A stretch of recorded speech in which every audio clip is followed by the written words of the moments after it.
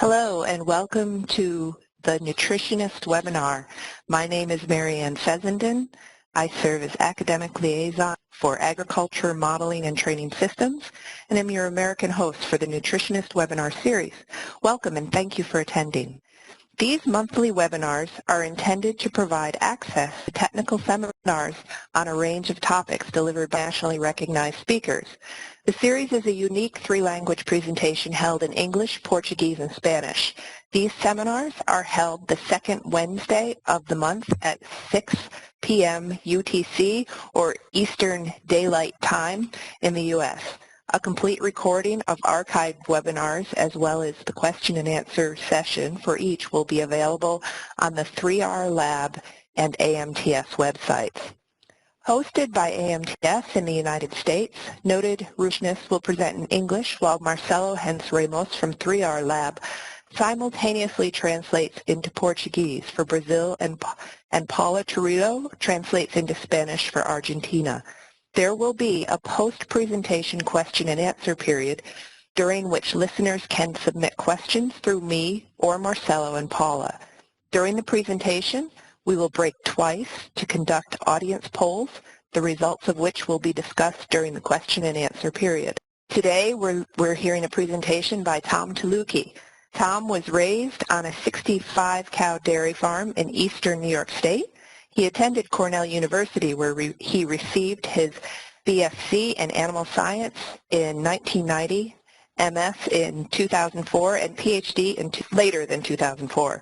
His PhD work focused on predicting phosphorus excretions of cattle and implementing Six Sigma quality control principles on commercial dairy farms. Upon leading his PhD, he continued with the development of CNCPS and began consulting with feed industry. In 2005, he left Cornell University to start Agricultural Modeling and Training Systems, or AMTS. As a co-inventor of CNCPS, Tylutki has been focused on ensuring the core biological model is implemented correctly for day-to-day ration formulation. AMTS, of which Tylutki is president and CEO, develops, trains, and provides nutritional technical support for nutritionists and feed industry globally. Tylutki has over 150 publications, including articles, book chapters, extension articles, and popular press. He is a member of the American Registry of Professional Animal Scientists, where he is a board-certified animal nutritionist.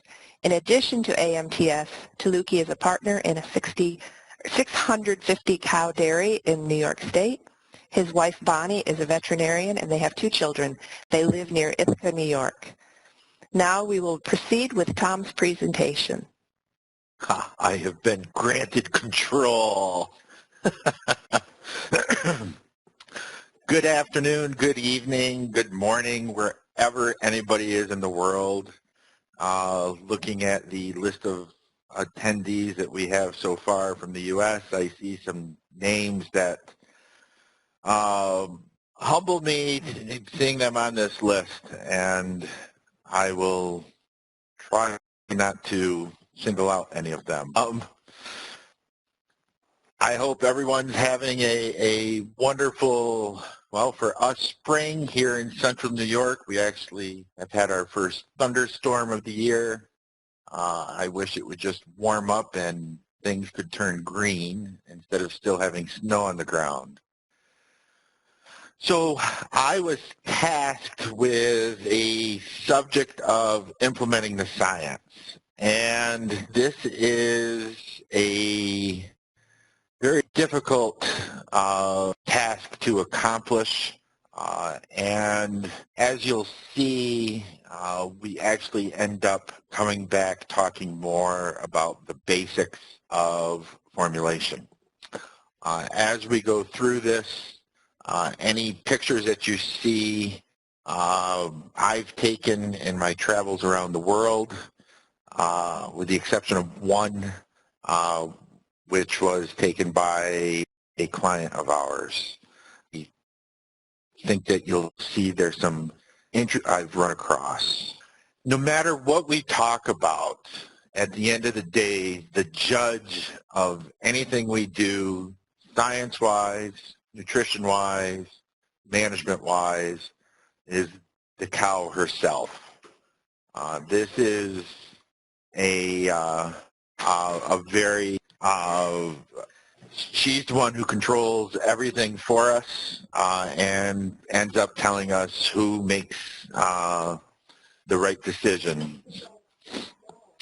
When we look at the number of papers that are published annually around the world, there's actually thousands of publications related to animal science, dairy science, and it's almost, everyone asks, how can we keep up with all of this new information? And it's even worse, we have to try and make decisions based on this information when there's contradictions to this information that's been published.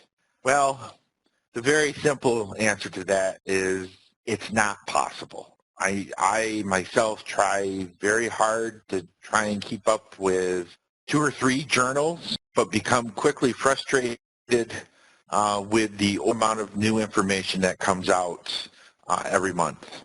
It's a challenge. It's a huge challenge to be able to even attempt to stay current. It's even worse when we start looking at some of the systems different systems that we have around the world. All of these pictures have been taken in the last 7 years. We go from milking by hand to large rotary parlors, animals housed in snow, to animals housed in pasture systems with severe heat stress.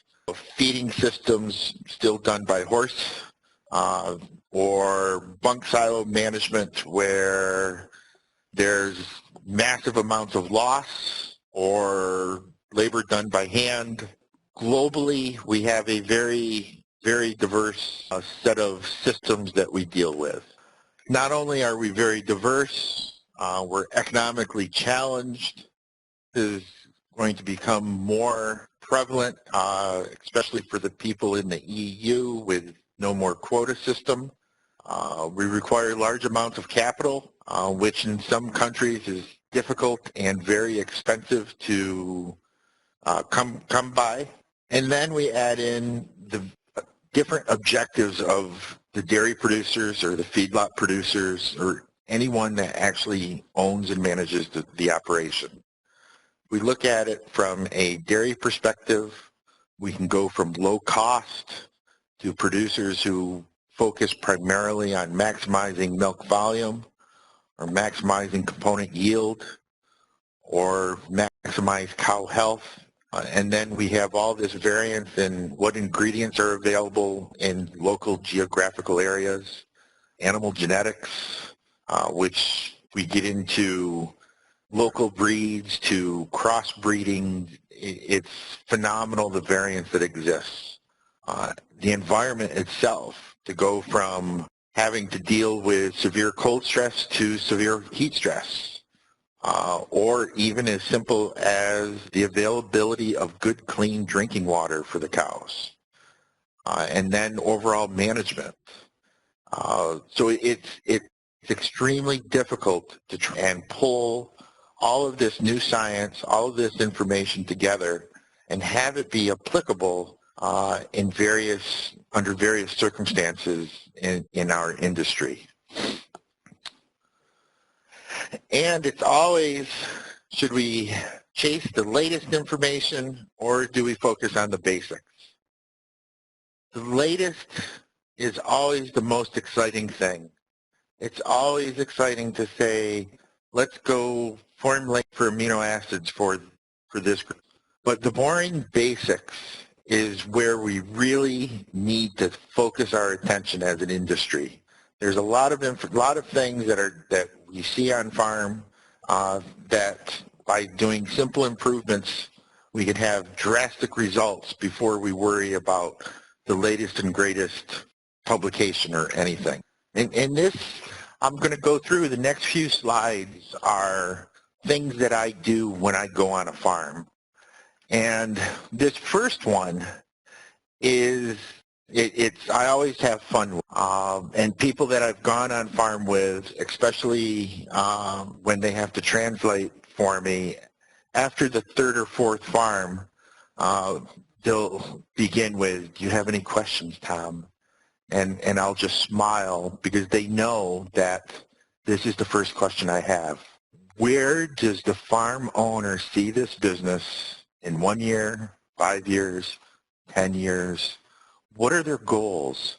What are their objectives? And it's interesting the research I've had, anywhere from puzzled looks of why would I even think about this, to very explicit plans for where they want their business to be, as well as neighboring businesses.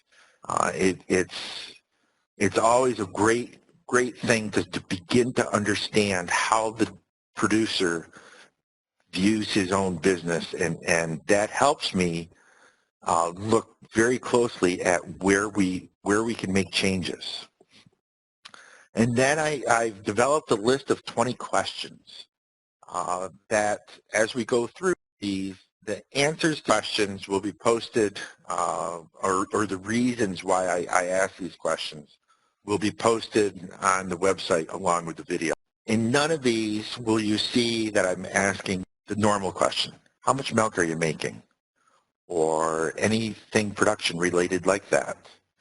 These questions are really meant to get an understanding of where the various systems across the dairy farm are. For example, with heifers, what is the weaning weight as a percentage of birth weight?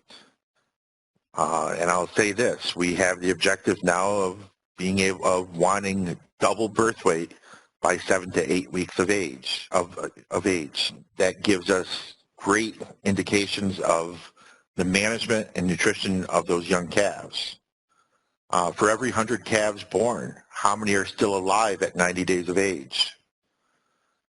And of those same 100 calves born, how many of them actually enter the milking herd? Age of first calving, and then the one where not very few people will have answers: weights, body condition scores, and height at calving of heifers. When I look at dry cows, I want to know, are we working with a 1-group or a 2-group program?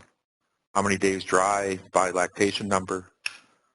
And a key one to me is, do these dry cows gain, lose, or maintain body condition score? That tells us a lot about not only length of dry periods, but also, are we going to begin to see problems post-calving? And then based on some of the work that's been coming out of the Dairy Cattle Welfare Program out of University of British Columbia, how much feed space is there per cow in the dry cows? There's some really excellent work there, looking at bunk space and then future or post-calving metritis and ketosis. Along with those social interactions, how many times are dry cows moved between groups? Forage Ndf as a percent of body weight.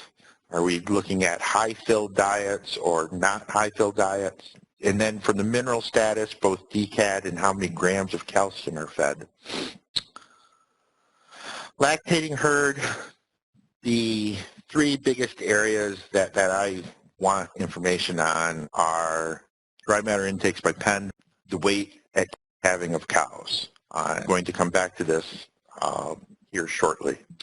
And then survivability during the first 60 to 90 days in milk. We see quite a few herds with 10% or greater of fresh cows either dying or being sold in the first 60 to 90 days.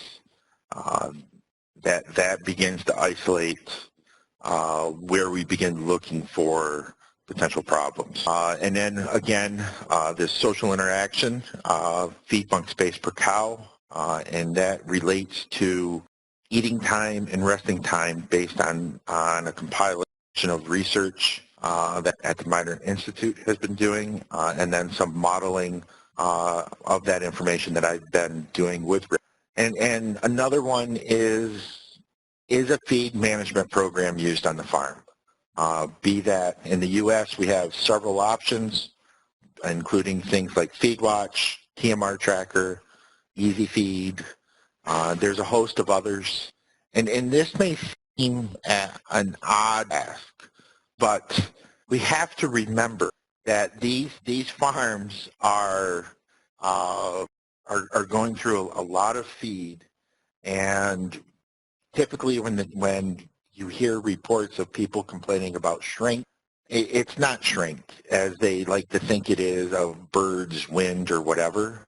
It's typically the feeder who's over adding an ingredient.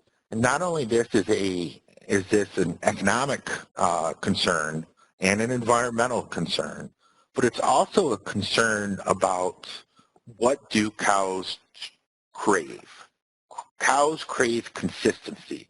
We want her to be able to take the same bite of feed every day, multiple feedings, as the last bite was. That's when we begin to get improvements in long-term improvements in productivity. And I see that the next slide, I lose control. I'll read you a question. You'll have 30 seconds in which to record your answer. After the first poll closes, we'll open up the second poll. After that one closes, we'll continue with Tom's presentation where he left off. So now we're going to try that poll again. And I'm not going to be able to open up the first poll again. I may try to feed that in later. Our second poll, and I'm opening that now, is how do I make sure my DCAD during the transition period is what I want it to be?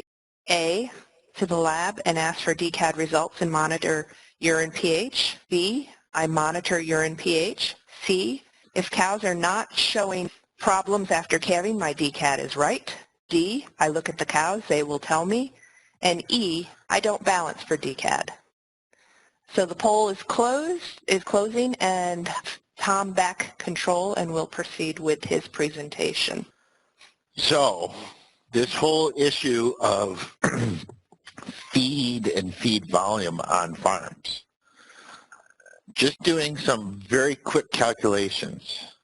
For every 1,000 cows that we have with a diet that's 50% at 50 pounds of intake per cow, and an appropriate number of replacements with that herd, that's 70 ton of feed that is being mixed and delivered on the farm every day. It's 25,000 tons a year. That is a feed mill. And unfortunately, we do not typically approach it this way. And when we look at what equipment we should be using, processes, SOPs, maintenance, quality control programs, HACCP programs, we are going to be coming under more and more scrutiny as an industry globally to be watching what we are actually feeding to these cows. Again, this is, from a production standpoint, it's all about supplying consistency to the cow. But there's many other reasons that we should focus much more on that feeding area and on the people that actually do the feeding. They control the single largest expense and actually the potential production outcomes of everything that we do on the farm. I like to joke around that, and other people will say this too, we can formulate to the nearest milligram of zinc, yet someone's out there with a large loader trying to manipulate and hopefully get within 5%, 1% if they're really good, of what they should actually be loading.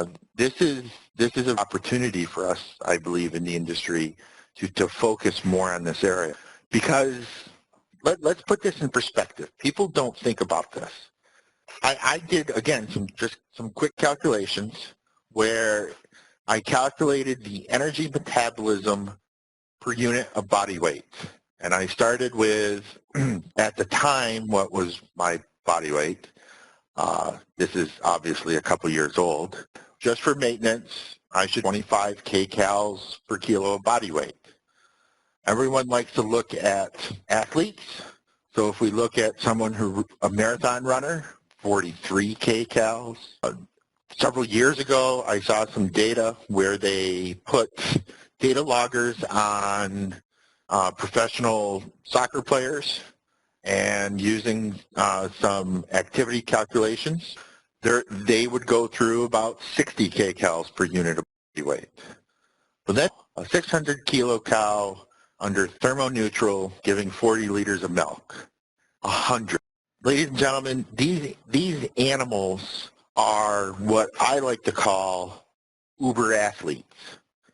They are phenomenal in what they handle every day. And we expect her to perform to this amazing level of athletic ability. And we expect her to do it every day. Treat her that way, though. Do we give her the tools? Do we give her the opportunity to perform to her maximum potential? If we look at a simple diagram of what a day in the life of a cow is, we have many things that impact this potential for her to be able to do her best as possible. For example, we have what I call management-related cow time. How long is she out of the pen waiting to be milked? How long is she ways back and forth from the parlor, or locked up waiting for herd check or anything like that? All of these things come down to competing at the end between resting time and eating time. And the data that Rick's compiled and from the model I put together, she will change her behavior, her eating behavior, and her total intake to try and capture as much of that resting time as possible. So when we look at farms, we need to be looking at how many hours are animals away from stalls or their resting areas for treatments, standing and other social time. These are the things, some of the things that we have control over. But when we look at some of the influences that manipulate all of this time, there's environmental issues. For example, temperature, humidity, how many hours are they in direct sunlight? That is an indication of solar radiation heat gain, wind or dust, rain, snow.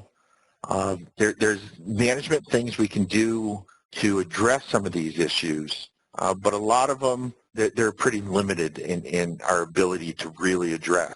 What we can address, though, are the human factors. And this is really an incomplete list. And it begins with things like how much mud do the animals have to walk? That will greatly impact not only total dry matter intake, but eating behavior. What's the stocking rate? Are we competing? Are we forcing her to make a decision between trying to lie down or having to stand? Grouping strategy can have a major impact, as we all know. For example, keeping first calf heifers by themselves. How far do these cows walk? There's some phenomenal data that's coming together on this, where even some of our estimates that we've done are showing that these cows are walking more than we give them credit for. And why is it important? Well, for every kilometer that a cow walks on the flat, that's the equivalent of about half a kilo of milk. Right? Do it in English, I've got to stop and think. But it's still, some of these cows could be walking 15, 20 kilometers a day on some of these large grazing systems, or even on some of these large free stalls or these large dry lots. This is a mass energy consumer, but also we can use this as a body condition score management tool, where we could put some of the over-conditioned cows or the late lactation cows further away from the milking center. The design of the facility. There's always the argument of 4-row versus 6-row freestalls. That's a pretty simple one. The data clearly shows we'll do more milk per cow with good design 4 rows. But then it also relates to how much bunk space there is per cow. So it's a multifactorial response we see. And then does she have a dry, soft place to go rest? All of these things we can control, and we really should spend more time looking at. Feeding management systems, not only the quality of the diet that's formulated, but then how well is it mixed and how well is it delivered? Is it delivered to the right group? Is it delivered at the same time? How accurate is the person feeding? Cleanliness of the feed. If you look closely in that picture, that is some plastic net wrap that was in bales of alfalfa hay that for some that cow decided that would be a good thing to eat. Probably not the most nutritious or healthy thing she consumed that day. And then just because we put feed down, is it being pushed up? Is there a good schedule? And is that schedule being adhered to? The number of times I'll sneak onto a farm late at night or in the middle of the night and see that, yes, there is feed there for the cows, but you can't reach it. So that's, again, there's simple management that we should be concerned about. I started to talk a little bit about body weight, and I say this all the time. The single most important piece of data that we have to do a good job formulating is body weight of the cow. It intakes the predictions for dry matter intake, passage rates, everything. And it does not, what formulation system we work with, body weight is used in just about every component of predictions for formulation. To give you an idea of the sensitivity, if we're off just 50 kilos on body weight, that changes the predicted dry matter intake about 2 pounds, and it changes the maintenance energy about 10%. That doesn't seem like a lot, but when we try and do a better job with formulation, especially with where price is now, these little things can really save us have the potential to save us considerable amounts of cost. But it's not just us from a nutrition standpoint. This is something that I've discussed with veterinarians as well.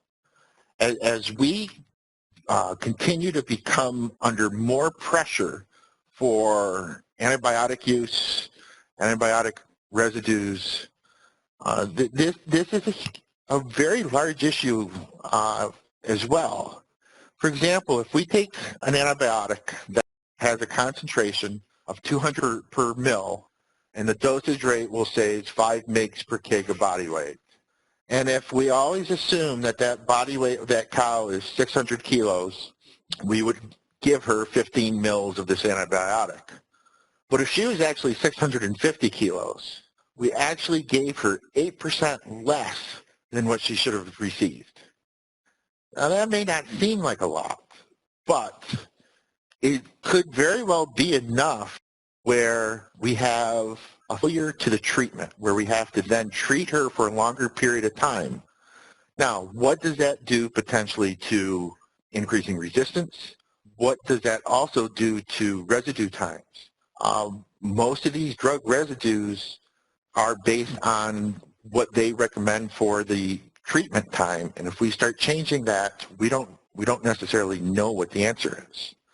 The other way around, if she was 50 kilos lighter in weight, we actually would have ended up over-treating her by 9%. So again, residue problems. So we have to become, the entire industry, both from a nutrition and from an animal health, more cognizant of the importance of such a simple number as body weight. I will stop talking about body weight for now. The single next most important variable, though, that we need to be controlling with these farms is dry matter content of wet feeds. It will be highly variable in silages based growing conditions, harvest conditions. We will even see it if you begin looking at this across fields, soil variability. It's probably more related to yield at harvest as to how quick something dried. Storage management is can be a really big component of this dry matter variance.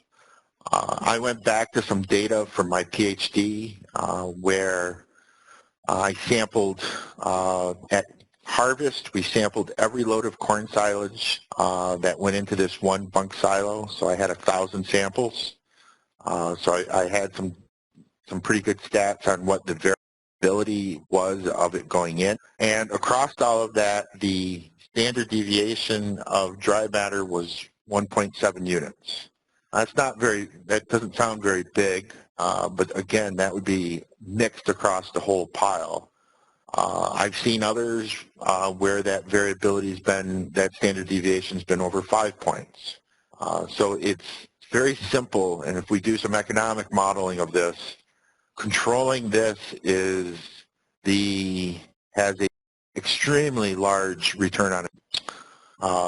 So how often should we do them is really dependent on the storage system that's used.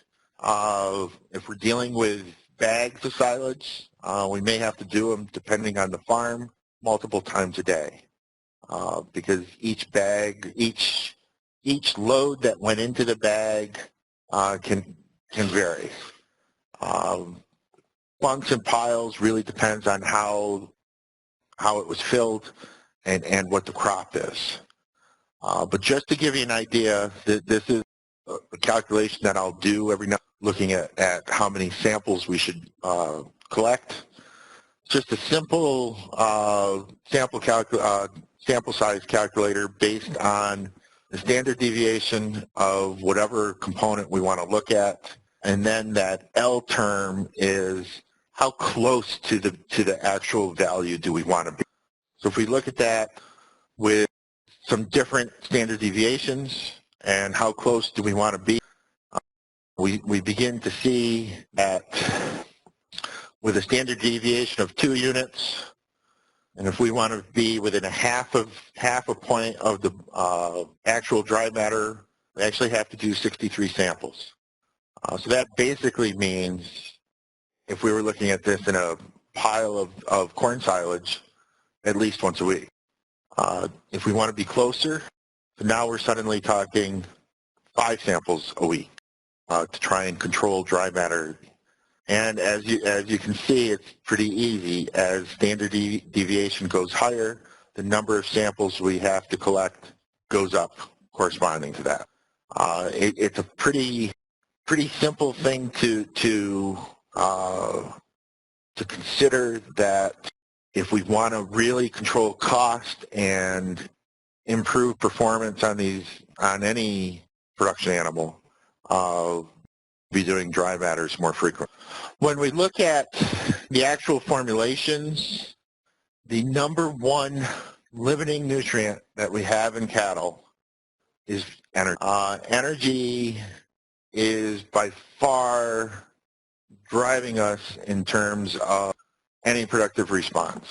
Now, you could argue there's times when protein's limiting, and that's true, but the vast majority of the time, it's energy. And that's not really a fair statement, because energy is not, there's not just this pool of energy. It's really, we should be thinking about the precursors that supply, that allow us to go after different metabolic functions. For example, how are we going to get more lactose to form more glucose? And that's primarily from propionate. So in the end, how do we get more propionate into the cow or milk fat? How are we going to manipulate from preformed fatty acids as well as acetate and butyrate? Body fat. Body fat's a real interesting one, because that's actually coming from multiple sources: acetate, prop, lactic acid, and glucose. So it's really, when I'm looking at ingredients and the cow, trying to determine where am I going to get these precursors. One of the first things I'm always looking at is, are we going to get as much carbohydrate into her as possible? That is driving force for so much of what we have to do. And if we look at end products of these different fermentable carbohydrates, we take sugars where we get propionate and acetate, starches, primarily propionate. Soluble fiber will give us a mix. And then fermentable NDF is going to be primarily acetate rate. So we need much of these into her, but at the same time maintain room and health. So just a little bit of data here. This is an older study, but now from Glenn Broderick's lab, where they looked at different sugar levels by manipulating liquid molasses in the diet. You can see that they maximum milk production, maximum milk fat, with a total sugar here of about 5%. Okay? Now, if we dig a little deeper, we'll see that that 5% total sugar actually had the highest propionate production, which makes sense because we were supplying a substrate that would give us precursor propionate.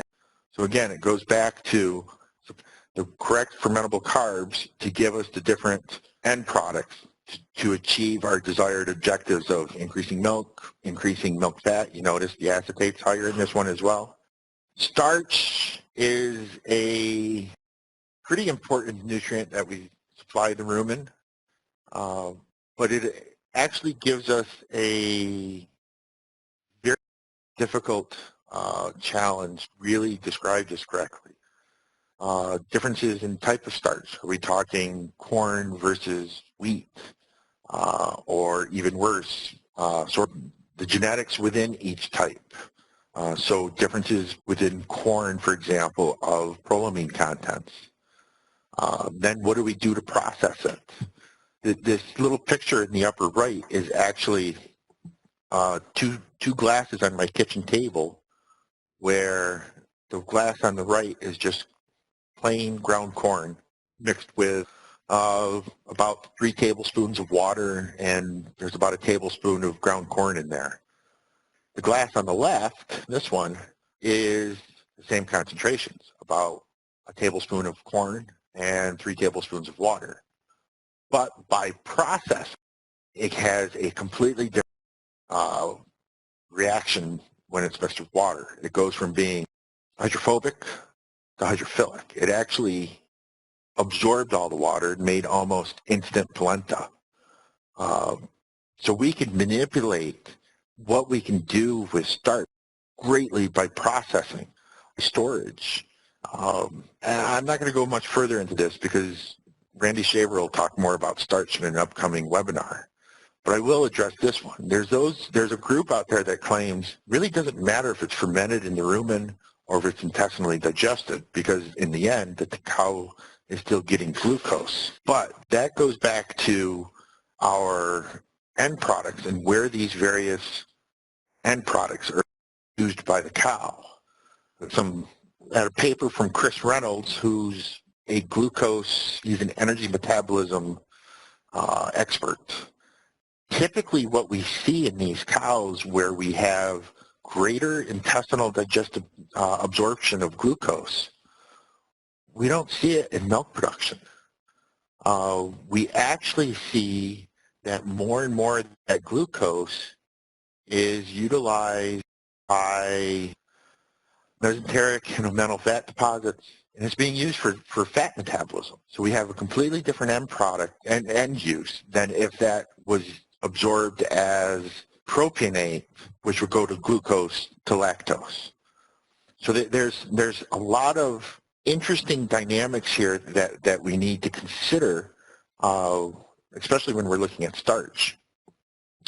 And there's some new data that's coming out that if that starch is not fermentable in the rumen, that there's a large component of that may also be intestinally digestible as well. So we end up creating high starch manure. Great thing for turkeys and other wild birds. But even more basic, we we are not getting the microbial amino acids. So our entire formulation strategy has to change if we are dealing with low fermentable starch or other low fermentable carbohydrate sources, where instead of relying on the bugs to supply large amounts of amino acids, we now have to rely more on bypass proteins, bypass amino acids to try and achieve activity. There comes a cost perspective. This whole side of available NDF, implementing the new UNDFs using the multi-time points that Mike Van Amber talked about a couple months ago is really fascinating. This is the beginning of a whole new era of our understanding of NDF fermentation and also other relationships with the cow. There's definitely a relationship between UNDF with dry matter intake and then the fast versus slow pools of NDF fermentation in relation to actual cow performance.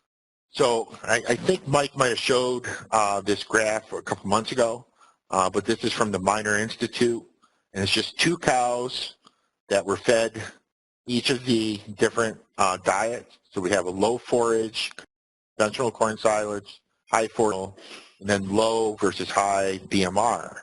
And you can see, regardless of treatment, these cows pretty much had between 3 and 4.5 kilos of UNDF in the rumen.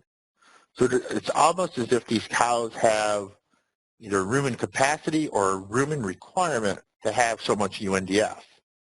And before she can eat more, she actually has to, that much has to escape, an equal amount has to escape the rumen. So we can begin to look at total dry matter intake in relation to into UNDF if we know that there's going to be this much in the rumen. There hasn't been a lot of studies on this yet, and unfortunately I've been seeing some numbers being promoted that cows have a UNDF capacity as a percent of body weight of some number. It's exciting work. It's wonderful data. I'm extremely excited about it, but we have to keep in mind that these studies have been with large frame, high producing Holsteins, okay? These were big cows given lots of milk, early mid lactation. And even within these treatments, there's a 30% range in what these values are as a percent of body weight. So we don't know yet if this relationship is constant across lactation, if it's the same across breeds, parity, and that. There's still a lot of work that has to be done on this.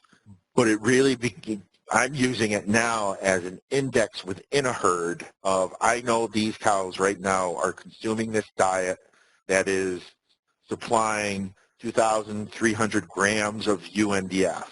So when I'm reformulating, I'm making sure that I'm staying under that. So I'm using it more as a herd level diagnostic and herd level guideline right now, instead of trying to, all cows are going to do this, because we don't know that yet, folks. We've really got to be cautious with that number. When we look at the pools in terms of the fast versus the slow, as Mike said, the fast pool, we see its relationship with eating rate, intake, disappearance rate, versus the slow pool and UNDF providing fill, longer chewing and rumination times, and lower intake. But let's look at some data. This is actually a data from a commercial lab. I think there's 40 different corn silages in here. And you can see there's some very, very drastic differences between these. We have some here that start out high on Ndf digestibility and stay high. We could probably pretty well guess that this population up here of corn silages are BMR. Then you look at some of these that start off slow and basically just continue to be low digestibility. So we have, this is similar data for alfalfa. And you can see We have some that very low digestibility. Then we also have some that's very high digestibility across the 3 time points. And the alfalfa is intriguing with how, on some samples, how variable it is. For example, this one starts off low digestibility at 30 hours and quickly goes to around 45% at 120. Whereas here's one that starts off relatively high and stays high and never really increases that much. I find this completely fascinating because we can now begin to look at differences not only in the digestibility, but why is this occurring? Is this within cutting differences? How rapid we harvest? Water management? There's multiple management things behind these samples that I think we can, it'll be interesting to see if we can manipulate some of these in digestibility through management. This is a whole new area. But let's look at what this new information is telling us. So I took 3 corn silages that were from those slides 2 slides ago, and I just kind of went with the range of a low 30-hour Ndf digestibility that had a modest increase, a moderate 30-hour, and then one of the high digestibility ones. And on the graph, the colors, so you'll see there's the green solid line and then the green dashed line. So in all of these, the solid lines are the disappearance of the fast pool of the Ndf. So I took the new rate model and generated these curves.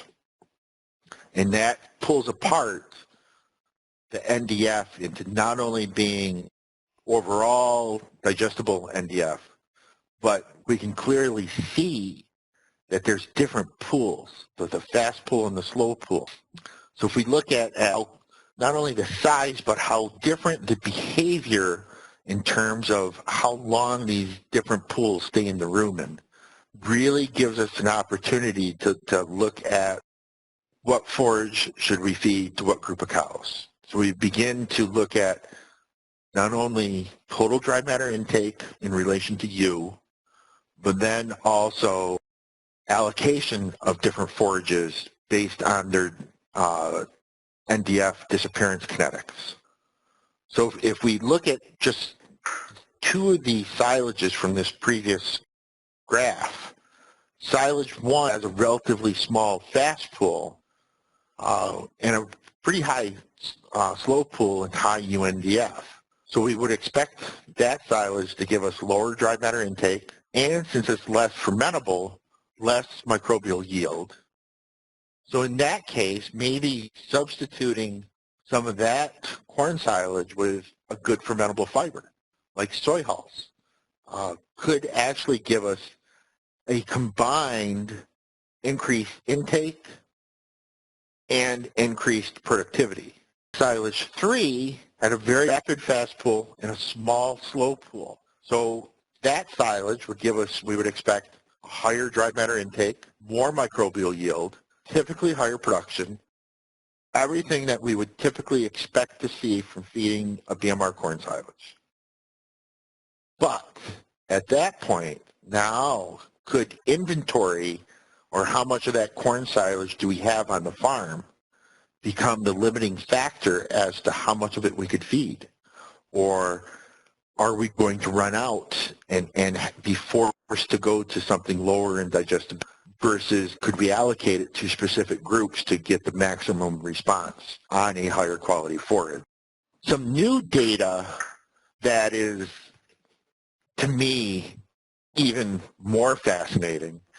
Kurt Kotanch at the Minor Institute reported this just last month in their newsletter, where he compared 30-hour Ndf digestibilities on corn silage that was either green and healthy or had been frosted and had fungal damage. We're seeing more and more blight in specific varieties of corn silage in New York. This is becoming a much bigger problem for us the last couple of years. And you look at this, and there is a 6-unit difference in Ndf digestibility because of this difference of it was green and healthy or it was blighted and frosted. Now, unfortunately, they didn't have samples to be able to distinguish if this difference in digestibility was from frost or from the blight. Hopefully, we'll be able to start looking at some of that over the next growing season. But it clearly shows that there is a plant health component to this overall fiber digestibility that needs to be investigated. And just this month, I think it was, in Journal of Dairy, a paper of, I don't remember all the authors on it. There's the reference, though, where they isolated a single colony of yeast from silage that was allowed to heat up. So basically, after feeding the loose silage on the floor, they came back after it was heated up, and they isolated this one colony. So this is a native colony of yeast that they then grew up and inoculated samples of TMR and then did in vitros. And on these did 4 different concentrations. The control, so no yeast was added here. And then this level of yeast that was added would have been equivalent to what the TMR would have looked like in a typical scenario where a lot of heated silage was fed. And they looked at these Ndf digestibilities after 12-hour incubations and then after 24-hour incubations. And you can see even hours, there's a linear reduction in Ndf digestibility. And with the control being about 44% Ndf digestibility versus all the way down 34. So there's almost a 10-unit drop in Ndf digestibility because of heated silage, basically. So this begins to give us some really sound data as to the impact of feeding, of silo management in terms of its impact on potential animal productivity.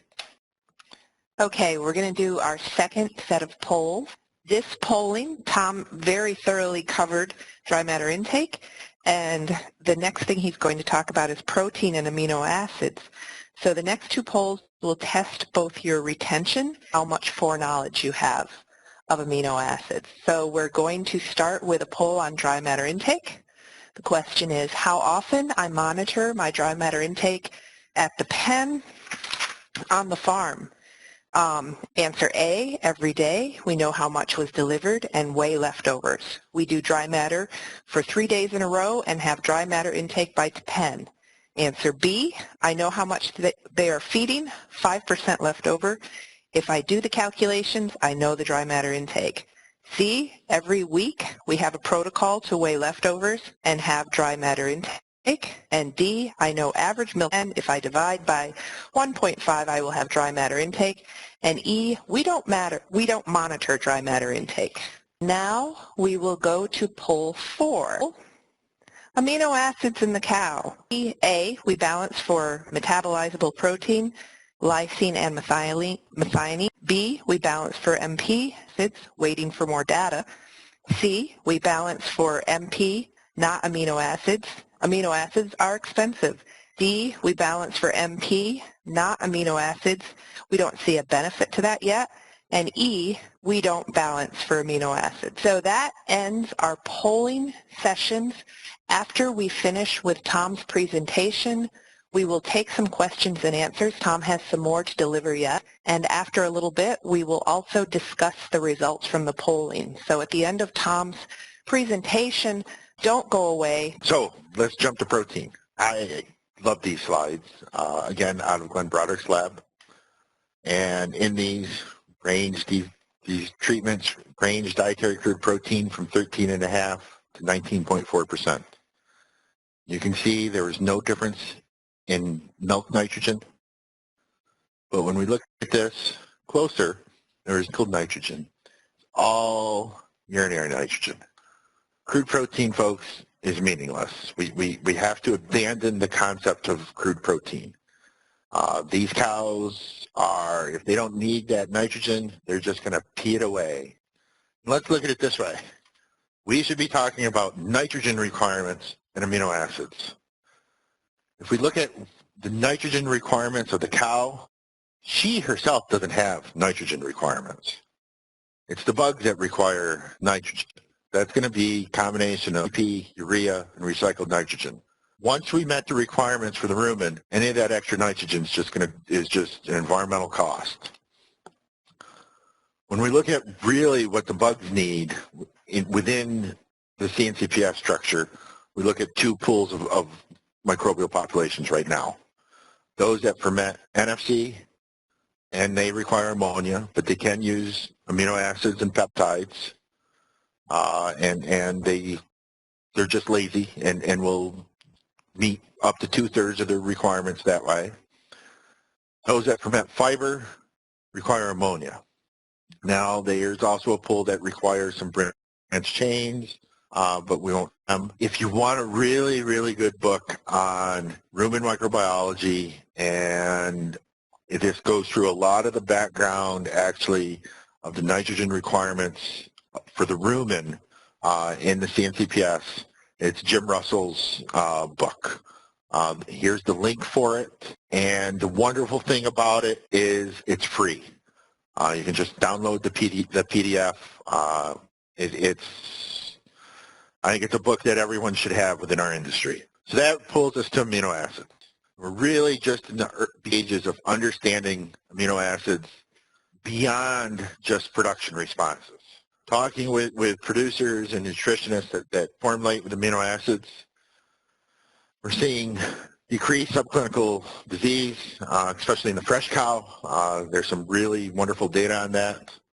And there's data slowly being built showing reproductive responses. These are some really, really interesting things that hopefully we'll be able to begin to model. Overall, we can really say cows are overfed nitrogen. Sometimes it's cost effective to do this, especially if you live next door to an ethanol plant and corn distillers grains or corn gluten feed is really cheap. Most of the time we can say cows are deficient in methionine. A lot of the times they may be deficient in lysine.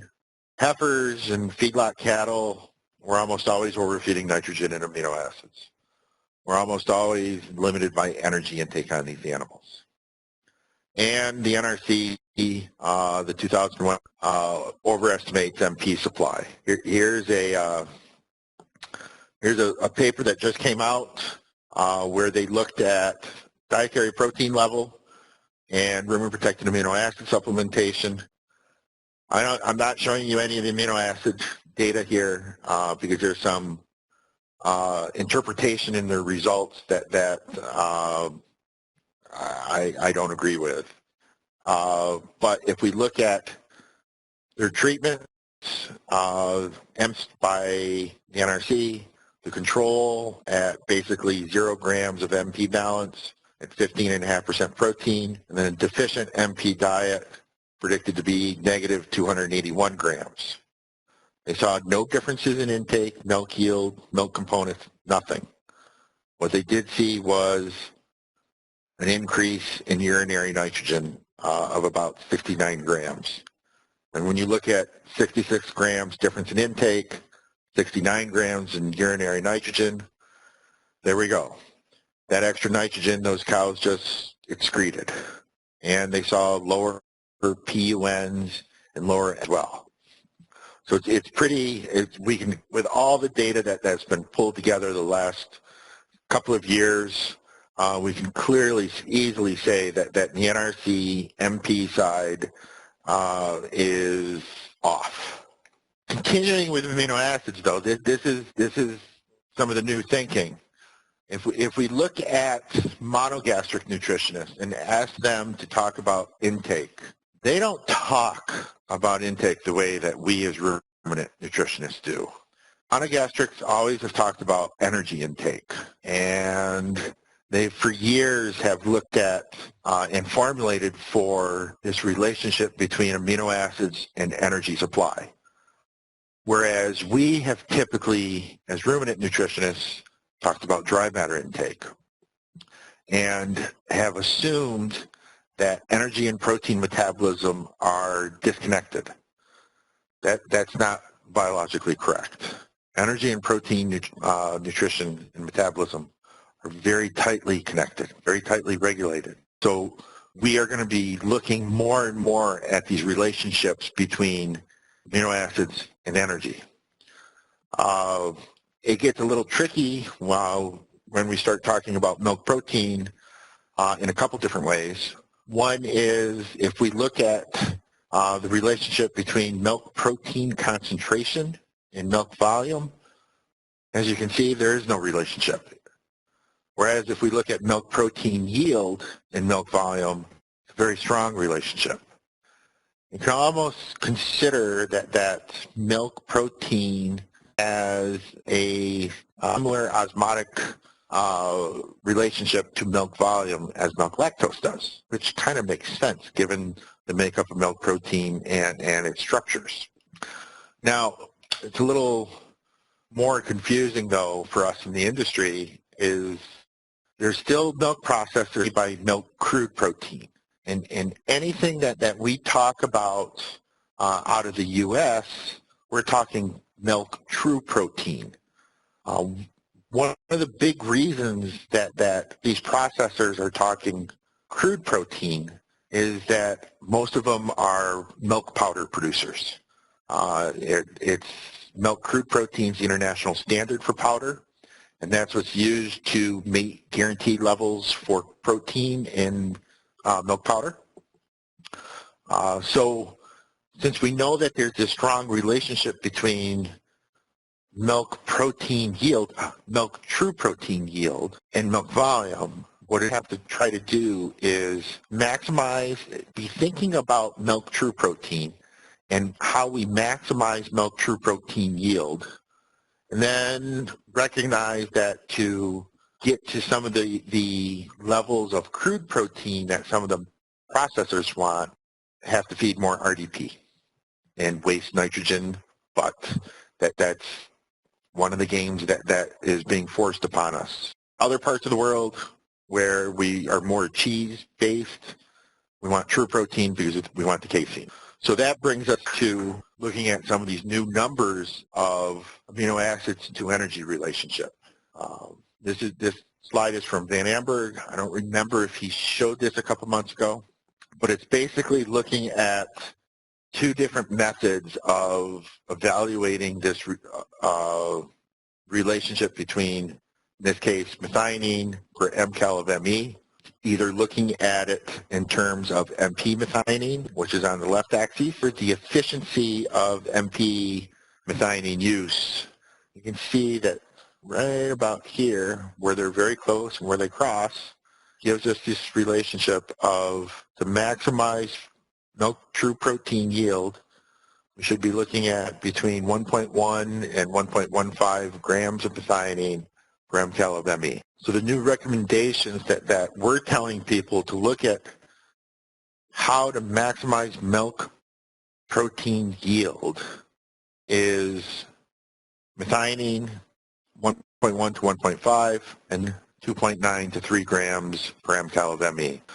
Last year, there was a paper by Jerry Spears and Bill Weiss, the professional animal scientists, reviewing updates in research in beef and dairy since the 2001 dairy NRC and the 96 beef NRC. just a couple slides on where things look like we're going with minerals. So I went through this paper by each mineral, tried to pull out what their thinking was in changes they would recommend to the NRC committees for these. Phosphorus, no change. Chromium, it looks like there's adequate data to say we should have chromium in these systems, and especially for transition cows and other times of stress. Cobalt looks like for dairy, instead of 0.1 ppm for the recommendation, go to 0.19 or 0.2. Copper, really no changes from what the current NRC recommendations are. And that is an interesting one, because I've seen diets around the world feeding way in excess of copper. There do appear to be some breed differences, especially on the beef side. But again, there's still enough safety factor, it seems like, in some of these recommendations that no changes are really required. Manganese will probably see an increase. Zinc, really no change. A little bit of data suggesting a little bit higher value for some health benefits. We look at vitamins. One concern they had with vitamin A was there is adequate data now to say that we feed 2 to 4 times what the current recommendation is. There's actually a reduction in animal performance. Vitamin D, in general, if the animals are in exposure to full sunlight, probably don't need any supplementation. Some data showing an improvement in immune function. And for housed cattle, probably double what the dairy NRC is now. Vitamin E, for beef cattle, the only change they would be looking at would be for the finishing pens of feedlot cattle, especially with diets high in unsaturated fats, so high in distillers or high in any oil like that. By adding some 500 IUs per day, get better meat color stability and actually less drip loss post harvest of the cattle. Dairy maybe increase the recommendations for dry cow. There's some data going 2 to 3 times the current NRC. Biotin, somewhat of a range in the recommendation. Choline, probably be looking at a total dietary choline recommendation now, but we have to watch cost since it has to be protected. The other one would be thiamine, especially diets that are high in sulfur. So again, these would be diets high in distillers grains, where that added thiamine could help prevent encephalitis type symptoms. When we look at everything in terms of nutrition and modeling, I like to think of them, and I urge everyone to step back and think about how we do this in ways that are similar to quality control systems. And in quality control systems, we typically look at this, the acronym would be DMAC, so we define the problem, we measure to get data so that we can then analyze that data to improve the system and then control it. And it's a continuous cycle, and a lot of it does come back to the basics. I'll never forget this graphic that Dwight Rosler put together when he gave a presentation at the Cornell Nutrition Conference, you see, in 1993, and this is still true. This should be hanging on all of our walls, that we should be doing this weak link analysis. We really shouldn't be worried about being down here with any fancy new stuff until we are sure that we have the basics covered, folks. With that, I thank you for attending today, and I know we're going to open it up and hope everyone has a good evening or a good day. Okay, thank you, Tom. First thing we're going to do is thank Tom for a great presentation. I have to listen to him all the time because he's my boss, and I enjoy it. I also want to remind our listeners to make sure that you join us for our next webinar on the 13th of May in 2015. It's going to be Dan Undersander from the University of Wisconsin. He's a professor with the agronomy department, where his focus in survival, post-harvest forage management, grazing management, and developing better NIR testing for commercial labs. Next month, his talk will be silage processing from harvest to bunk. What I need to know to get the most milk out of my corn silage with a focus on hybrid selection, processing, and storage. It's going to be very timely for a May presentation if it ever stops raining and being cold up here in North America. So save the date and time, Wednesday, May 13th at 6 p.m. and that's Eastern Daylight Time or UTC-4. We want to remind you to come back each month on the second Wednesday. I'd like to thank people who made this possible: Tom Tylutki at AMTS in USA and Global, Marco Hens Ramos at 3R Lab in Brazil, Paula Torito in Argentina, our translators in each location, Andrea and Paula in Argentina and Marcelo Cavallo in Brazil. They really had a challenge this month, as always. We also want to thank the sponsors of our English language seminar, Ajinomoto Heartland Incorporator, makers of AgriPro L rumen protected lysine, and Virtus Nutrition of Energy 2, Prequel, and Strata. Archived presentations of our past webinars are available at our website. We will start with some questions, and after a few, we'll take a break for audience take a break from the audience questions to present the poll results. For listeners in the English language webinar, unless you are certain that your audio is working, please type your question in the question and answer window, and I will ask it for you. I will read a question. Marcelo and Paula will ask all of the questions from Brazil and Argentina. So we're going to start with a question and answer period, and the first question is going to come from Marcelo. There you go. Thank you. Excellent job, Tom, as always. We're full room here in Brazil, about 100 people. And man, we have so many questions. It was such a great presentation at the time of the year that we need to look for more milk that we know there is at the farm. So I have several, but let's start here. You talk about body condition score, and it looks like the papers and the scientists have changed a little bit, and looks like they want a little bit thinner cow at calving. So I have a question here. What is our ideal body condition score at calving? And we know at the commercial farm, you don't have 100% of the cows at your ideal body condition score. So what do you accept as meeting your goal, like 3/4 of the cows at that condition score, 80%, or what are your numbers that you work with? Oh boy,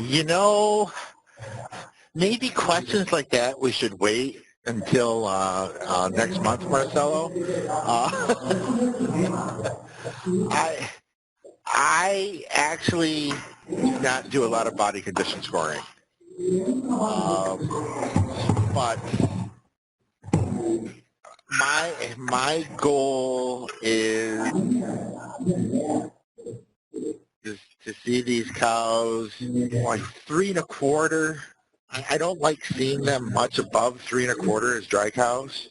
The big thing I'll do though is I watch very closely. I don't want them to gain or lose condition score. So if I know I'm going to have a group of over-conditioned dry cows coop, I'll change some nutrition. I'll do something like add choline, or really do things to baby those cows. Anything to keep her from losing condition as a dry cow.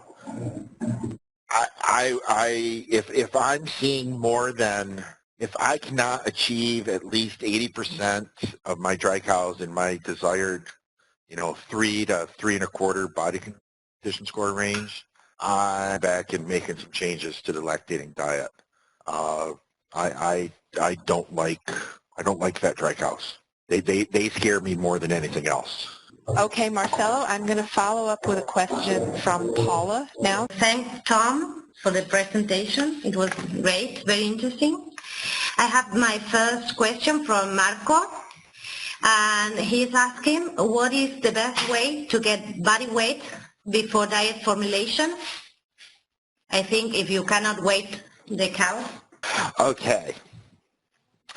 What I will do is I will try and get weight on, even if it's using hard girth measurements, on some mature cows, so like fourth lactation, condition score 3, non-pregnant, and then some heifers, first calf heifers. And then I've got a little spreadsheet where I can put in the population, the group dynamics in terms of what percent heifers in the group and some other information and actually come up with an estimate of what the group's body weight should be. But I will go out and go take some cows. Scales are not expensive. You will find, if you haven't done it, modern Holsteins are a lot bigger than you think. Okay, thank you very much, Tom. Yeah, Paula, while you're open, why don't you go ahead with another question? Okay, here's another question from Eduardo. He's asking if there is any correlation between ADS and Ndf 240 that allows him to make some, to have some numbers. To try and do some relationships. Yeah, unfortunately there's not. That UNDF is related to how the lignin is cross-linked throughout the plant. So there's no easy way to do a correlation or a measurement other than to do in vitros. Okay, thank you, Tom. I have a question from Richie Smith in the U.S. What were with excess vitamin A? Milk loss, component loss, etc.? Milk loss. I'm pretty sure. You know what? I've got that paper.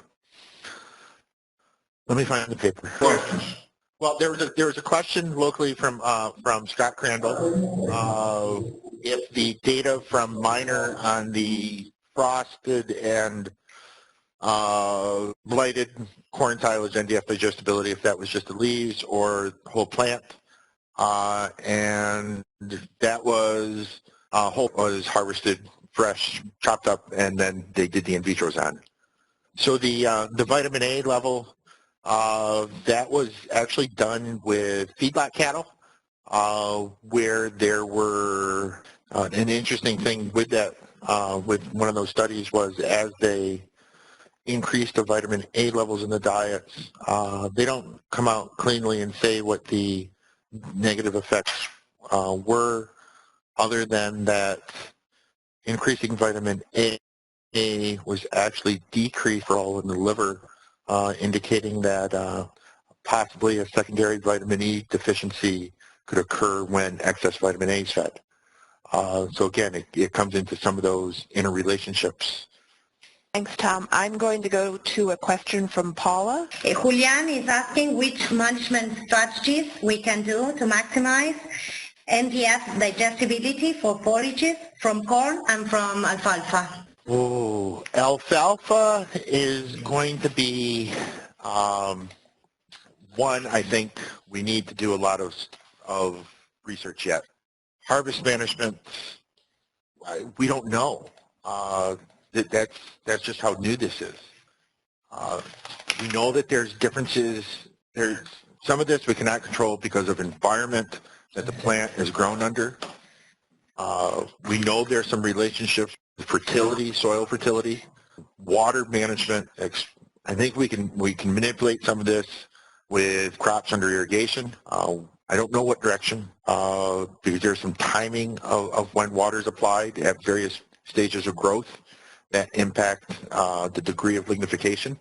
Corn silage is a little more interesting in that we know that there's different varieties that we can select. Unfortunately, right now in Brazil and I don't think Argentina or Chile either, BMR corn silage is available. But again, we should be looking at, even without those, we should be looking at silage hybrids that have been selected specifically for silage production versus grain hybrids. That's an easy decision to make. Again, water management, soil fertility all are going to play some pretty important roles in expressing how that fiber digestibility comes out at the end. Okay, thank you, Tom. I am going to ask a question here in the United States from Harry Bristol. How do progressive managers measure body weight? I estimate based on age and a weight gain of about 110 pounds per lactation, assuming a 13-month spread between lactations. What do you recommend? That's probably not a bad set of standards that you've got there, Harry. It'd be interesting to look at those in relation to the little spreadsheet I put together. Seeing more and more scales on farm, and that's a wonderful thing. Both large farms, some of the large farms with AFI that are putting animal scales in. Beautiful one though is farms that are going with robots, especially the Leleys for sure, where we're getting body weights multiple times a day on these cows. Look folks, a good set of scales, you can go buy a good set of animal scales, digital animal scales, for anywhere from $2,000 to $4,000 US. When you look at the power that data can give us in return, that is a really small investment. We should all become scale dealers. Every farm should have 2 or 3 sets. Tom, let's see, I had a comment from Marty Traxler, and this was regarding a follow-up to one of your questions. He said there are a couple, 2 he thinks, of modified alfalfa varieties that are low in lignin that should be available this year or next. Yep, we do have, the U.S. just got its first low lignin alfalfa approved. Again, it's going to be interesting you say that, Marty. They've been looking at lignin instead of how these things look in relation to UNDF. So does low lignin necessarily mean it's going to have a higher Ndf digestibility? It may have at 30 hours, but what does U look like? I don't think they've looked at any of that data yet. Marcelo has another question. Another good one over here. I think these high-force diets are being promoted as a good diet for health during and after calf. So are you using this concept of trying to feed as much forage as possible, I mean bulk, to create, to increase, put a lot of forage over there inside of the grooming? Or are people using that concept a lot in the United States? I became a pretty firm believer in these high-fill diets. Now, I say high-fill, but they're probably, the UNDF intake probably isn't that much different from what she's doing as a lactating cow. So we know that the theory is we're maintaining room and size because of having higher fill. I know just from personal experience, these diets can work really well. They do have some management challenges, but I see more and more of them around the world, Marcelo. They can work extremely well. Excellent, thank you. Marcelo, are you ready to do the discussion of the poll results? Yes. Okay. We're going to shift gears for a little bit. If you have questions, keep them coming and we'll try to get to them. But right now we're going to poll results so that you can see how they compare between the U.S., Brazil, and Argentina. We're going to start with Marcelo offering a discussion of it. Remember that poll 1, which was about body condition score, is the poll that I messed up. And so I didn't get good response from the U.S. It wasn't that the United States didn't want to participate. I just didn't give them much time. Then Tom will talk about it, but let's start off with Marcelo. Yes. On my screen here, we can see both Brazil, United States, and Argentina. And this boy is kind of going the other way around. Most of the people that replied to that question in the United States, they do like to body condition score at some point, at calving, at the peak lactation, and end of lactation, and they do work a lot. Most of the Brazilians, I would say 70-something%, they don't do anything. They don't deal with body condition score. And a decent percentage of Argentinian people and Brazilian in USA too, okay, they do have a protocol that they do use every once in a while. I have mixed feelings on body condition scoring, but because when you look at there's so much that comes back to training of doing the body condition scoring for consistency. Personally, I don't do individual cows. I look at groups at really just 3 points in the production cycle of cows: dry off, calving, and then about 60 days of milk. And looking for gross trends at that point. Am I gaining or losing condition score during dry cows? Am I losing too much in the fresh pen? And that's about it. Okay, we'll go on to the results from poll 2 of DCADs. I see again on this question over here. I think it's a very interesting one because, and I really want to know from the U.S. and nutritionists how they're dealing with these DCAD, because a lot of these problems are going to show up later, subclinical problems after calving. And we don't do a lot of minerals and forage, which is close to half or 6 or 7% of what they're going to be eating at that time before calving. And I'm very happy that in Brazil we're following, in Argentina too, a lot of people are monitoring pH in urine. There's some data showing it's a good tool. You can comment on that, but I like that. And some people are sending samples to the lab and looking at some minerals. But I'm a little bit sad that maybe 30 to 40% of the Brazilian nutritionists do not utilize DCAD as a tool, and it has been showing which is a great tool to monitor and to work with pre and postpartum, which I also have a question on that later, but very good. I'm actually shocked at the number of people that are doing urine pHs. I know where my reply was on that. I'm glad to see I wasn't the only one, but I think there were only about 5 of us from the U.S. that took point B. One point that we need to be aware of that C&D for me, it's one point that's interesting. Answer number 3 is that if I don't have any problems after calving, my DCAD is okay. And that is a big concern because most of the things that we're working before calving, we're trying to avoid subclinical problems after calving. So we need some training here to overcome these problems and start working on DCAD.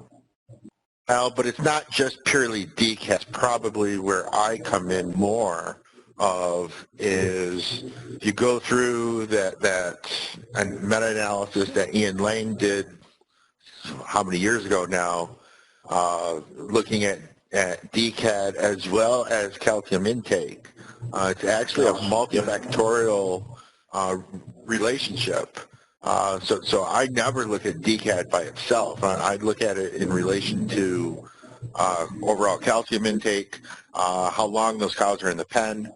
Phosphorus was related to that as well. So it's a whole package that we need to be considering. But it comes down to you need to have chem mineral analysis on the forages, like you said, Marcelo. That's a critical component in this. One last one. Wet Are chem nutritionists in the United States doing a lot of foraging for DCAD? If anyone who's doing DCAD formulation on dry cows in the U.S., I know most of them, everyone should be doing wet chem minerals if they're going to do that.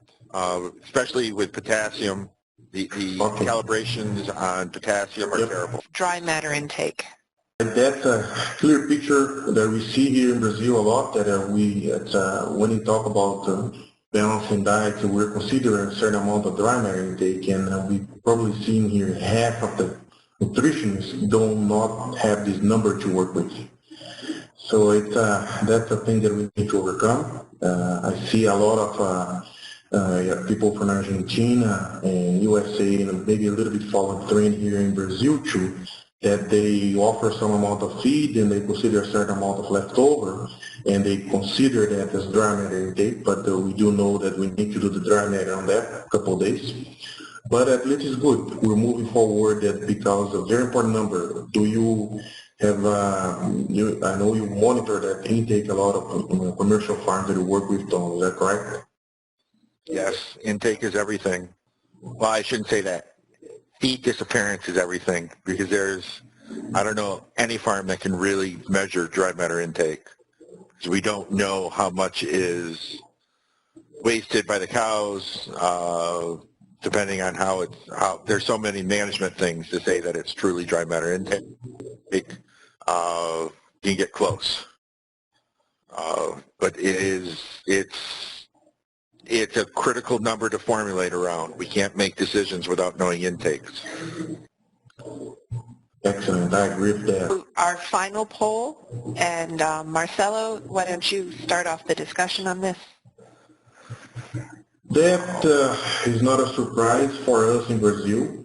We're doing a lot of work with several nutritionists trying to show the importance of formulate for amino acid.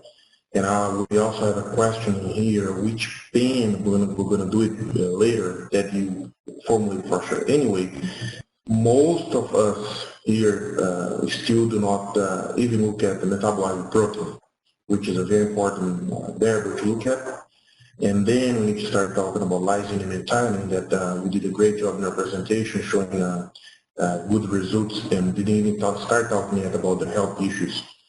That's really because you can see there's the other way around. I think United States people are really moving forward, and we're going to follow them, and they understand the power of using methionine and lysine, and also because a lot of you guys get paid by solids. Is that correct? Yes, yes.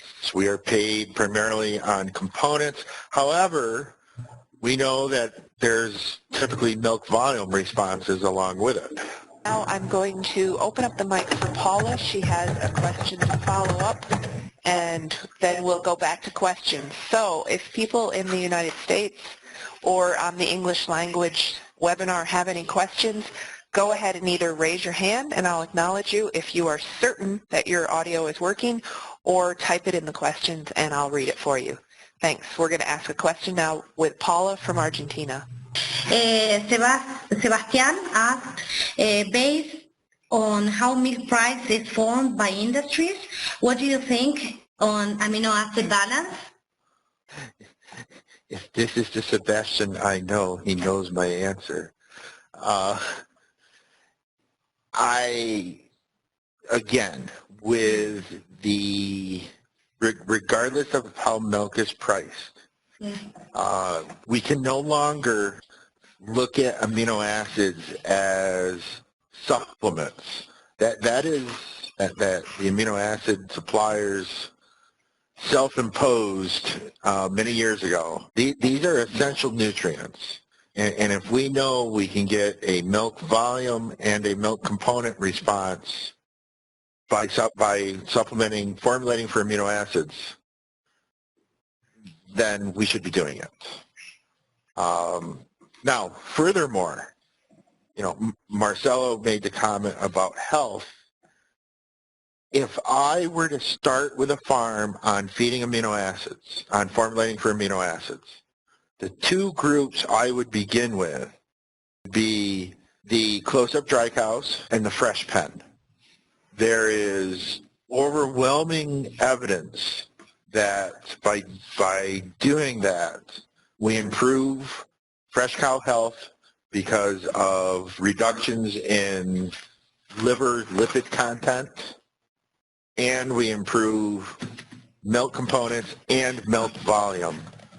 Some of these responses by just formulating for amino acids in those two areas, those two groups, are upwards of 2 kilos, over 2 kilos of milk volume response. That is a great place to start, and you will see benefits. Okay, thank you, Paula. I'm going to offer a question now from Marcelo. Because we have several, I'm going to make two questions when I have a chance.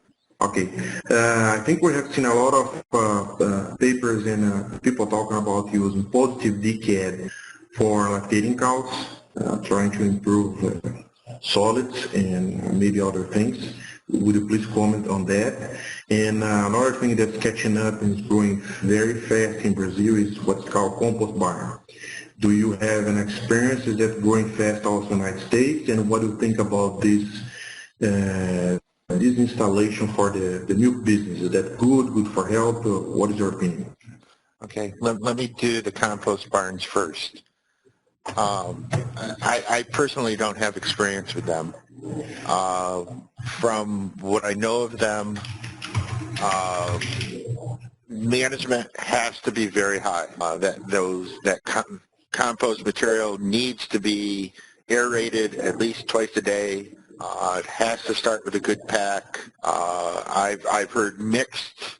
Some farms see increases in somatic cell, others say no difference. I think it totally dependent upon how well that compost is being managed.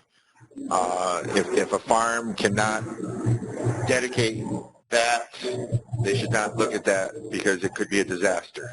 Very attractive because of low initial capital investment, but again, very management intensive. The DCAD, there's growing evidence of increasing DCAD and lactation for improving milk fat. I don't do it mostly because of costs related to doing so. And with the way that we're priced for milk, our value of milk fat is, it would take a pretty strong response, and it would require a pretty high response in milk fat to justify the cost of going down that path. The science, though, is, like I said, the science is growing, the data is growing, and there's definitely some relationships. We don't understand how they all work yet. Still learning. I'm now going to have two questions from Paula. Paula, go ahead. I've got you unmuted. Okay, Jose asked, what would you consider regarding amino acid balance in cows on their first 90 days in milk? There, I'm going to go right back to this, like with methionine, the 0.15 grams of MP methionine per mcal of ME. As I've gone back and looked at a whole bunch of diets to see which ones are really working well, they all tend to be falling in that range. Okay, the other question is from Carlos, and he's asking if do you use NIRS for TMR? I do no TMR sampling. And the reason I do not do TMR sampling is it's too variable. Is it the background feeds that change in analysis? Is it the accuracy of the person feeding? Is it sampling issues? The only time I'll do anything with TMR sampling is when I'm doing a mixer test. Beyond that, I do TMR analysis. Okay, thank you very much. Thank you, Paula. I have a question here in the United States. Well, sort of. This is from Marty Traxler. He's actually in Mexico. He wonders thoughts on increasing DCAD in heat stress conditions to recover loss of potassium through respiration sweating. What do you think, Tom? Ooh. Say that again, Marianne. My brain got lost there. Sorry. Thoughts on increasing DCAD in heat stress conditions to recover loss of potassium through respiration and sweating. What do you think? Wow, Marty. I can just picture you sitting there laughing at me right now. I haven't thought about DCAD in that way. I've just always thought purely of increasing potassium during DCAD like that, during periods of heat stress. But you would be correct in that we should be looking at the entire DCAD balance because of the possibility especially from severe heat stress and panting of metabolic acidosis. So increasing DCAD to offset that, I'm not even sure if there's any data on any of that. If you know of any, let me know. I'd love to go dig into that. But yeah, it makes perfect metabolic and biological sense to do so. How high? I don't know. Marty says he is laughing. Yeah, so. I know. I can picture him. Yeah. I'm actually, I'm going to try to see if Marty's audio will work. So I'm going to try to unmute him. So if everybody will just bear with me. Yeah, can you hear me? Good. Yes, we can. Excellent. I'm going to mute myself. Yes. Okay, I'll try and stop laughing for a moment. I'm going through that process right now of increasing the DCAD in several diets that I'm working with right now.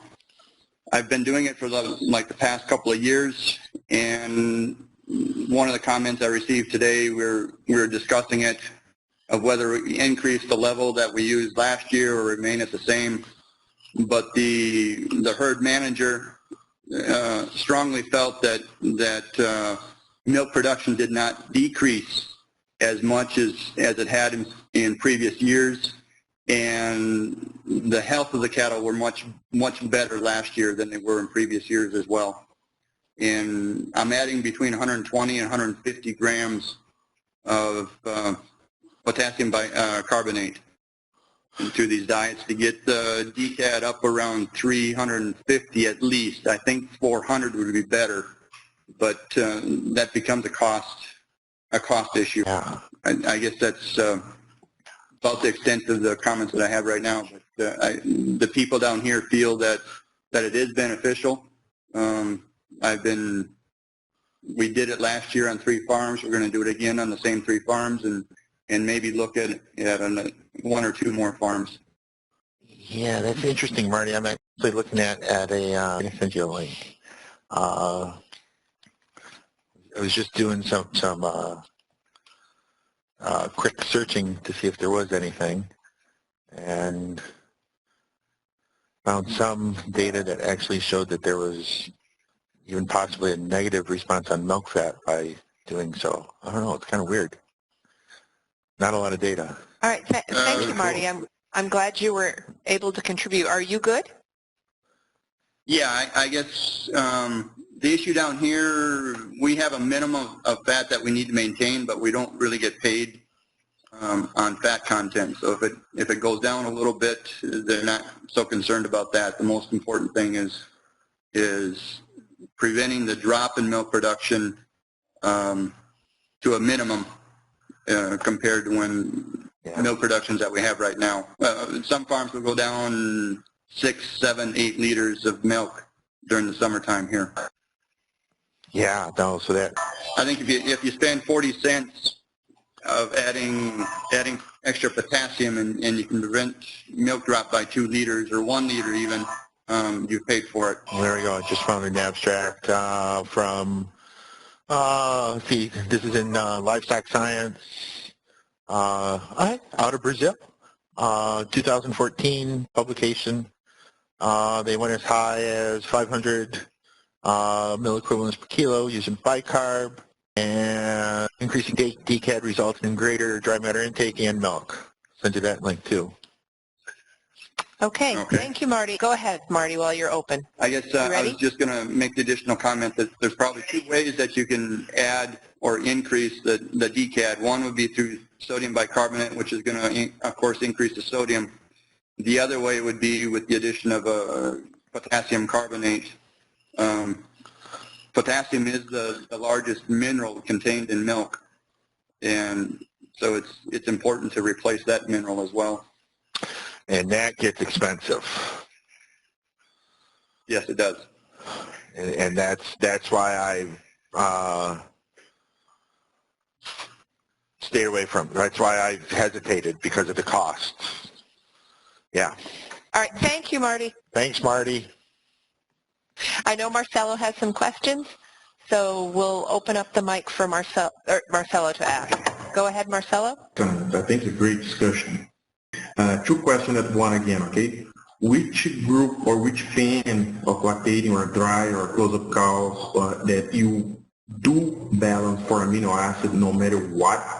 So if you cannot do balance for the whole farm, if you cannot buy protected lysine or methionine for the whole farm, which ones you do not you work with no matter what?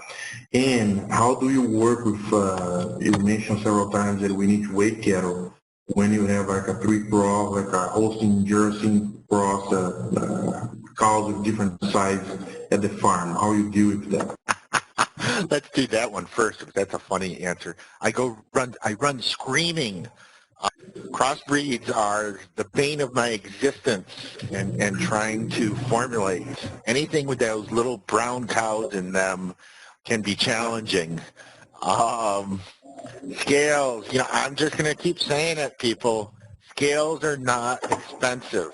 That is for the value that we get out of them being, not only formulating the lactating cow, but also how do we determine if we're doing a good job with our heifer programs?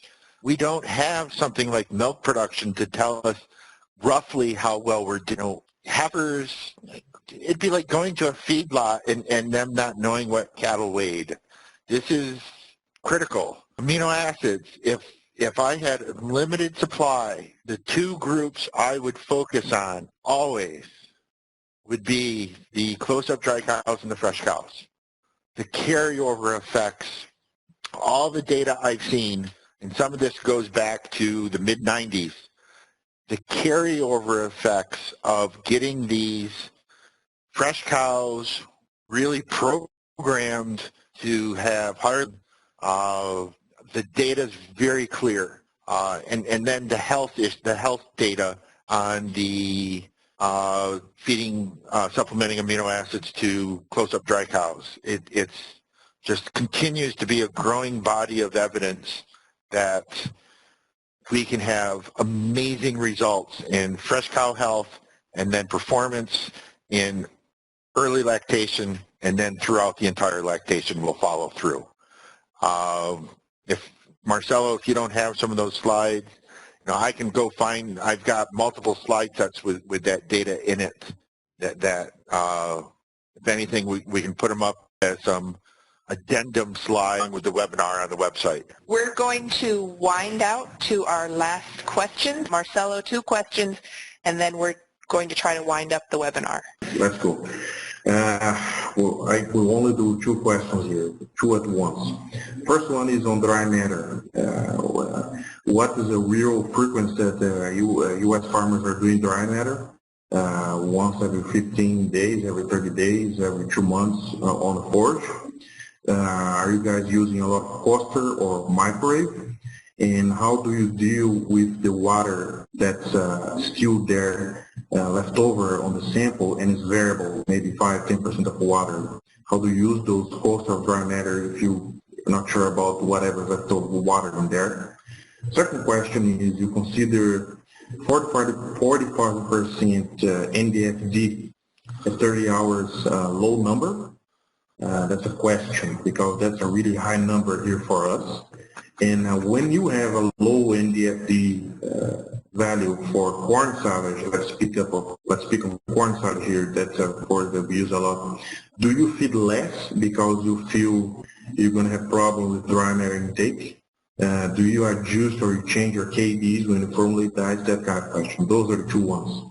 Okay, so you cut out there a little bit, Marcelo, but I think I got the gist of the questions. Let's do the dry matter methodology first. The farms I work with, coster testers. And I have one farm actually, and this is great, and I don't know why the company has never done this. We've got it plugged into an outlet that's on a time, so the feeder will set it for 45 minutes, and that's about how long it takes him to mix a load. So he'll come back and read the dry matter then. And if you're still seeing water after doing that, then doing the coster, then probably haven't cooked it long enough. You should probably try and calibrate a time because it depends some on how wet the silage is as to how much time is required. It'd be like doing it in a microwave of you do it for so long and then you do it every minute until it stops changing, that whole method. Should not see, if it's 30% dry matter or wetter, it may have to run, that coster may have to run for 60 minutes to reach a stable weight. My farms, I've got them doing dry matters on silages at least 3 times a week. I don't know I know people that do them once a week, but boy, to really get a good handle on consistency, everything we've got to be 2 or 3 times a week. The Ndf digestibility, okay, so a 30-hour being at 45% NDFD, yes, that's low. And that is because you see that as a high value in Brazil because so many of the so many of the hybrids that are grown for corn silage in Brazil are grain hybrids. And grain hybrids have been selected to withstand, 100-kilometer-an-hour winds and stand forever. That stock's never meant to break. Whereas we want digestible NDF for the cows, not something that's going to stand in the field forever. So that's a huge challenge for the Brazilian industry is really getting better hybrids for corn silage.